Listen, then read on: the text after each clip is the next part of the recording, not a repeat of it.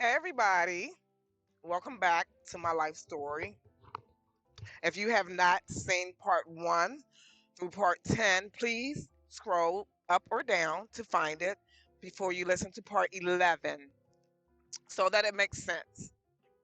Okay, we're going to start off where I left off at from dropping off Tanya from the pool party, my girlfriend. And now I'm back home. I'm pretty much waiting for my kids to come back with their dads. Now, remember, the time is moving on, weeks are moving on, months are moving on. So I'm gonna move a little further, but this part is gonna be about Greg stalking me. Okay, and I've said before at this, everything that I'm going to tell you, I did not know at that time. So I remember, my manager called me on a Friday evening. I got off work and she called me and she said, "Bridget, I have some bad news." I said, "What's that?" She said, "Our company is going to be closing." I said, "Closing?" She said, "Yes. It just I've been trying to." She said she's been trying to get everything together, and she's been trying to tell me, but she had to wait. She wanted to tell me after I left work that day. So she said she was going to pay me for like the next couple of weeks, give me time to find another job. So I'm like, "Oh, so y'all closing today?" She was like, "Well, you can come in. We do have some stuff that we need to start packing up if you want to help us do that, but I will pay you if you don't come." I said, "Oh, wow. I'm sorry to hear that." So I hung up with her and I'm like, "Oh, Lord, I got to go find me a job." So I remember getting on the internet and applying for jobs and everything like that, put my credentials in, everything, whatever.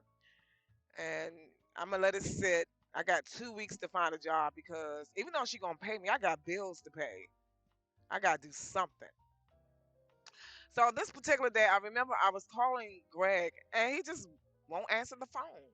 So I took it, since I haven't heard from you the day I seen you at the Burlington Coat Factory. I take it as if he's upset with me for not answering my phone that day, or when he was trying to contact me, I had my phone off. So I said, "Well, it's like what, going on 2 months now, and he's still acting like that." So I said, "Okay, I'm gonna take it as if we broke up. He not answering. He's not calling me. Okay, well, fine." So I said, "I'm not gonna worry about it. If he wants to call, he'll call when he's ready. But I still love him." So I'm thinking now about this job. I gotta find me another job, and I had a lot of time on my hands. I'll say about maybe a week in, I got a confirmation email from a job, a bank in Glen Burnie, Maryland, where I can be a proof operator. What we did was we processed checks, but it was second shift. And I said, "Well, that will work out great because I already got used to working second shift." So I got the job. I think this going in the second week, I did get the job, and I didn't have to worry about missing a paycheck because I was still getting paid from the other job. So I started working there. As I was working there, I met my bestie, my best friend Vanessa. Yes, Vanessa. Let me tell y'all a little bit about Vanessa. Vanessa is the most funniest. I tell her all the time, "You're a comedian." I mean, I don't care what kind of day you're having.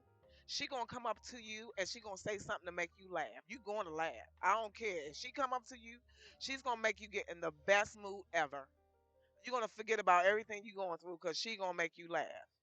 And I just loved her for that. We used to, of course, at that time I smoked cigarettes, so we used to always take our breaks and go out together and smoke our cigarette and just talk about life. And she was always more concerned about me than herself. And I was like, "Vanessa, why are you always so concerned about me?" She said, "Girl, because you my girl. I know you going through a lot." And I would tell her everything about Greg and everything. So she knew a lot of stuff. She knew a lot of things. And I told her, "Well, right now I consider us being broke up, but I'm just so in love with him. I just feel like I lost my man." And she was like, "Well, you can't stop your life." She said, "But she would tell me the truth, but it's like I, it's like I didn't, I hear her, but I didn't want to accept that." And as time went on, she would know about everything that was going on because when I got to work, I would tell her. So I remember this particular day. My mom and dad called and said they're coming up to see me. I said, "Yay!" I said, "I'm glad you're coming up to see me because my property managers just allowed me to move in a townhouse. I have a three-bedroom now. Yay!" So my kids had their own rooms. I was so happy. I had my room. It's no more sleeping on the couch. And it was a townhouse, so I had two levels, you know. And I loved it. And I was like, I'm never going to get rid of this. Never. Unless I had to, But it was a townhouse and I was renting. So I remember my mom and dad said they're going to come and visit me. And I was like, okay, great. So they came up. And I remember I needed to go to the store. And I told my father, I'm going to run to the store and I'm going to come back. And he was like, okay. So when I got back home, I remember I walked in the door and my mother said, there was a guy knocking on the door looking for you. I said, looking for me? She was like, yeah. My father was like, yeah, I went to the door and I didn't open the door. The guy said he was looking for Bridget, and I just simply said, she's not here. And he said something, I believe that he stood out there for a while, but then he eventually left. I said, "Well, so what do he look like?" And the way my father was telling me, he pretty much described Greg, how he looked. So I'm thinking like, I ain't heard from Greg in a couple of months. Why he gonna just show up to where I live? I mean, why would he just show up? And plus, I just moved in the townhouse, so he really don't know. Even though I'm in the same complex, I never moved out of my complex. She just upgraded me to a townhouse. So I'm thinking, So I got on my cell phone and I called, but he didn't answer the phone. So I said, okay, all right. I told my mom and dad, I don't know what's going on, but hopefully he'll come back, whoever it was. So to make a long story short about that, I never forget. Maybe a couple of weeks later, um, my kids were gone with their fathers, and I called my brother. I said, "Look, I don't have nothing to do today. What y'all doing?" He said, "We're gonna grill out. I'm getting ready to go to the grocery store." He said, "Why don't you just come over and chill with us?" And I said, "All right, I'll come over there. That sounds like a winner."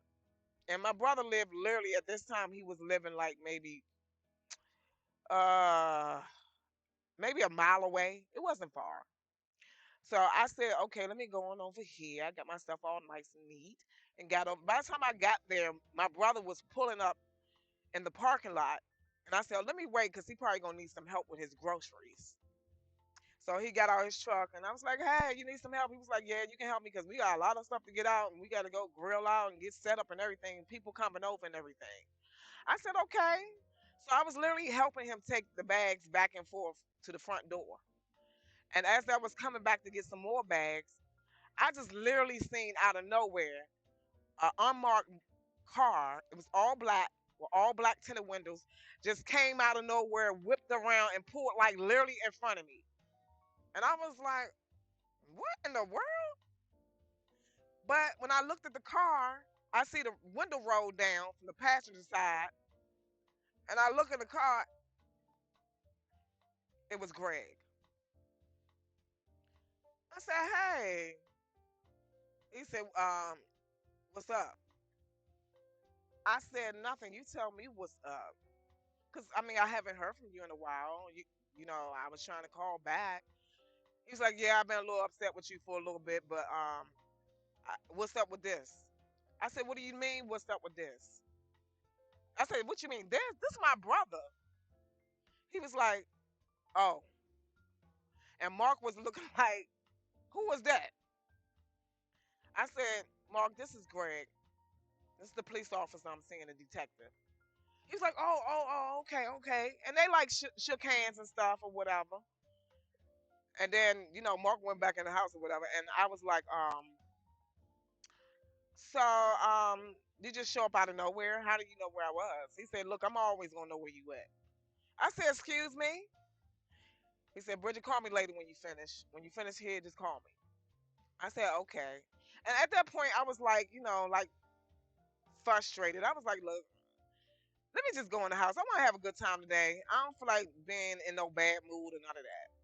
So I just walked away from the vehicle, went in the house, and Mark was like, "Is he coming? He coming over?" I said, "No. You know, I would never invite a police officer over here because y'all smoke weed and I don't smoke weed. So I'm not doing that." I said, "No, it's just gonna be me. We gonna have a good time. Let's go grill." So as some time went on, as I said, I was working in Glen Burnie and everything like that. And I remember I went home and I checked my email and I saw that I had a job that came through for Bank of America, and I was like, ooh. I was like, ooh, this job pays more, but it's in Baltimore, Maryland. It's downtown Baltimore, right next to the Raven Stadium. It's the corporate building. And I was like, they're offering me this job? I was like, that would be so great. I was like, oh my God, I could save money. I can, oh my God. So I had worked with in Glen Burnie, and I worked there maybe about 9 months to a year. And I was telling Vanessa, look, girl, I got this job. I don't know if I'm gonna stay here. And she was like, I'm gonna miss you so much, B. I'm gonna miss you, miss you. I said, I know, but we're gonna see each other and hang out. And I promised her we would hang out, and that's what we did. We hung out and everything. But I had to move on with my life because I was getting a better job, pretty much doing the same thing. And I remember taking that job. So now I'm working in downtown Baltimore. All I had to do was a straight shot from Laurel, get on 295, and take it straight, and it's going to bring you right into downtown Baltimore within 30 minutes. You're right down there by the stadium or by the courthouse, all of that. And the Bank of America corporate building, the big tall building, was sitting right there. You can literally see it off of 295. And I worked on the fifth floor. So I said, I'm gonna love this. The only problem with that is now I have a longer drive to go get my kids at night. So of course I had to call the babysitter again, and I told her what happened. She was so happy for me. And I said, what do you want to do? Because with this job, they're saying I can't leave until we're all finished scanning these checks. There's no particular time. If we get, if there's a holiday or anything the next day, we're gonna have like double work, and we cannot leave because all accounts got to be updated before the morning. And she was like, Bridget, look, just start picking your kids up at 5 o'clock in the morning. Don't even worry about coming here. Just get up, make sure you're here at 5 o'clock in the morning. I said, okay, that'll work for me. So now I didn't have to worry about going over there at 9, 10 o'clock at night. The kids will just sleep there, and I'm there at 5 o'clock in the morning to pick them up, take them home, get ready for school. Why I can get, I will be, I'll be already well rested, but I'll be waiting for them again to get out of school. But I had to like literally change that because I didn't have that extra hour anymore when they got out of school. I literally had to pick them up from school, take them straight to the babysitter. She would help with their homework, do all the stuff for me. And it's like I got to the point I wasn't really even seeing my kids because I'm trying to work and I'm working. They're in school. I'm home. Pick them up straight. I was like, some guy give. So what I did was I got on the phone and I called Tim, Cedric's father, and I had a talk with him about my new job. And he was very happy for me. He really was. And I said the problem is, um, I don't know how long I'm gonna be able to keep the babysitter because she was saying her husband getting sick. And I said on top of that, I'm not gonna leave Cedric in this house while I'm at work. At this time, Cedric was 11 years old and Alina was 13 years old. Okay. And I told him, look, we're gonna have to change. Things gonna have to change. Something's gonna have to give. I mean, I've done this for all these many years. I know we're not together, but it's gonna be your time now. You're gonna have to keep Cedric, and I'll come and get him on the weekends. Something gonna have to give. And he said, Bridget, that's my son. Whatever you want to do, we're gonna do it. I was like, for real? He was like, yeah, I got Cedric. I'll keep him on the week. You come and get him on the weekend. I said, great. I said, okay, that'll work. So I knew this would happen within the next month. You know, I'm just setting up progress. So I called Alina's father and I told him the same thing. Something's going to have to give. Now, of course, I had him on child support. I didn't put Tim on child support, but I had Cedric, I had Alina's father on child support. But I told him, I said, look, things going to have to change. I'm working at night. Do you want a 13-year-old sitting in the house at night while I'm at work? And he said, I said, they could be out here doing whatever, anything. I'm not here. I said, I think you need to start helping me more now. I've done it. She's 13 years old. She can do for herself. She knows how to do her hair. She knows how to take her own shower. She literally know how to cook. And he was like, yeah, but can you take me off child support? I said, you know what? That's a deal. We can go down to the child support office and I'll take you off child support and you're going to raise your daughter and I'll come and get her on the weekends. We're just swapping now. That's it.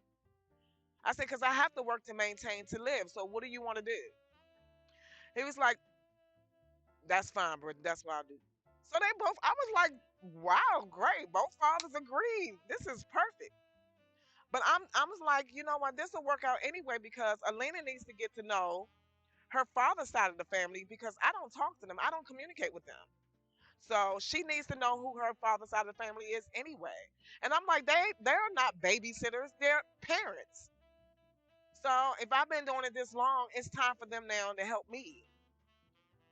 So everything worked out. We transitioned. I got their schools and stuff pulled out and moved to their areas. So they're both in new schools.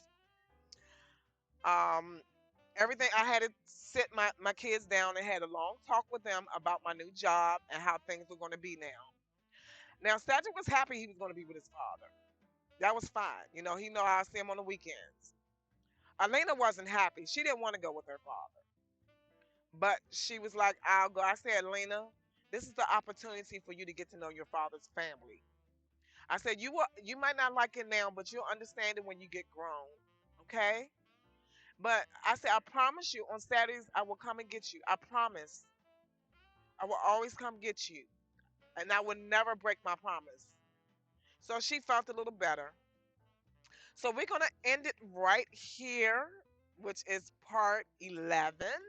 We're gonna go into part 12 because I want to get into me working down in downtown Baltimore at a new job. My kids are living with their fathers now, and I come pick my kids up on the weekend. Uh, they're with me on the weekend, so I have like all week off working and a lot of time on my hands. And also, I'm pretty much really broken up with Greg at this time, but he's just popping up everywhere. Um, so we're gonna talk about downtown Baltimore because this is when I met Raymond. He's not a police officer, no, he's a regular guy. We're gonna get into that, but let me end part 11 so I can get back into part 12. I'll see you in a little bit. Bye.